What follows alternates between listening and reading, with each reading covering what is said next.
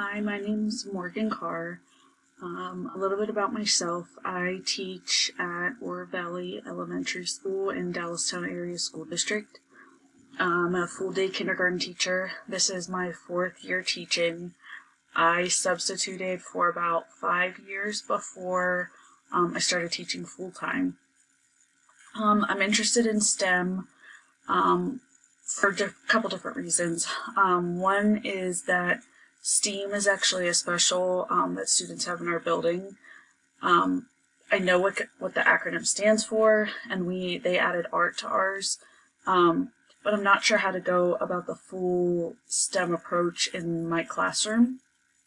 My students also really enjoy going to STEAM for special, and I would like to learn more about it so that I can learn how to incorporate STEM activities in my classroom. A little bit about myself outside of work and school. I enjoy spending time with my family. I have a twin sister and a brother who's younger than me. I also have a dog named Poppy. She's a mini poodle. I enjoy spending time with her, going on walks. We also like to go shopping. She likes to go with me to Home Goods and TJ Maxx.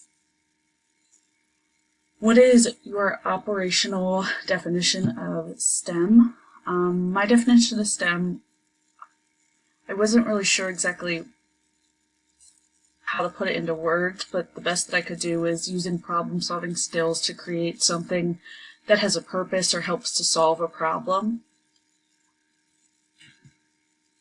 So how do I incorporate STEM in my classroom?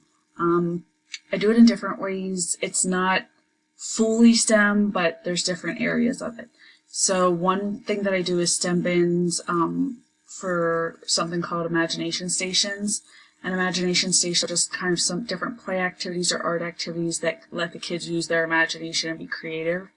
And one of the stations I have is STEM bins. So I have different bins labeled with a STEM symbol so that they can choose whichever one they want, and they can choose to build whatever they'd like to build. Some of my STEM bins have cards in them that show them different ways to build, like there's a castle set, I have a city set, and a park. But it's just really cool to see how they think through building the different things that they do. Another thing that I do are leprechaun traps, which we just got done doing today. And that's where students create traps to try to catch a leprechaun on St. Patrick's Day. And I usually read a story with that called How to Catch a Leprechaun, and we talk about ways that we could try to catch it and how he tries to trick us. And another STEM activity that we do actually school-wide is Macy's Thanksgiving Day Parade by creating balloons. So it's school-wide, every classroom does it. They design balloons on paper of what they want, like they're in a group of like 4 kids. They design to help with the materials that are given to them. They figure out what they want their balloon to look like and what their creation, and then they make it come to life. And we actually have a parade to showcase the balloons through the whole school, and parents are also invited to that, which is really fun. The pictures down below, in the first picture is the STEM bins in my classroom. The middle picture is leprechaun traps that we did last year. And then this to the right is a picture of the balloons that they created in their drawing that they had to create beforehand. What were the STEM practices that were incorporated into the leprechaun trap activity? In the science, I had to ask questions. So I asked the kids, how can I catch a leprechaun? They have to answer that. The engineering part, define the problem. So problem is a leprechaun is clever and we need to create a trap that will trick the leprechaun and catch him. They also develop and use models. So students created traps using various materials and tactics. They drew a model of how their trap would look before working on creating the actual trap.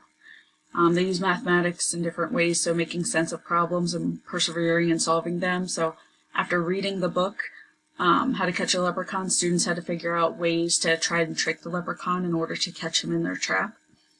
They also had to use appropriate tools strategically, so students drew up plans and worked together to create traps. They were given the same materials, but could use materials in a way that they thought would be best to trap the leprechaun. They also constructed viable arguments and critiqued the reasoning of others. The students worked in small groups and they debated back and forth on ways that they felt would be successful to trap the leprechaun. Students debated and some would say, oh, I don't think that's going to work because this would happen. Why don't we try this? And then they would just kind of talk back and forth, and it was cool to see their reasoning. And the pictures below are actually the designing of the leprechaun traps that we did just today.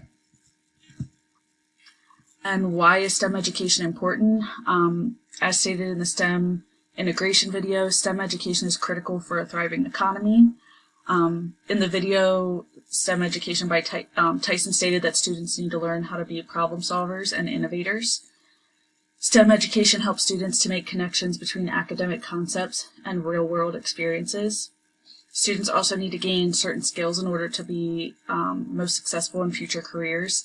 These skills include problem solving, collaboration, thinking critically, creativity, and communicating with others.